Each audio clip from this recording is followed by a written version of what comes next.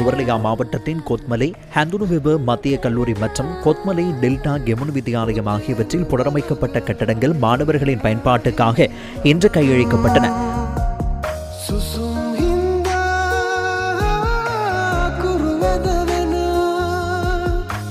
குருநாகல் மாவட்டத்தின் கஹபாத் தேவ வித்தியாலயத்தின் மின்கட்டமைப்பு முழுக்கட்டமைக்கப்பட்டு என்ற மாணவர்களின் பயன்பாட்டுக்காக வழங்கப்பட்டது.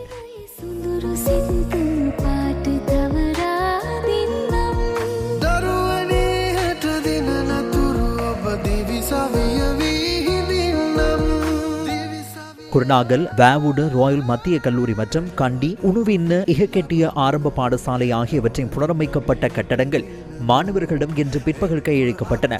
LOLC வாழ்வின் சக்தி சமூக பணி திட்டம் எமது நாட்டு மக்களின் நலனுக்காக முன்னெடுக்கப்படுகிறது.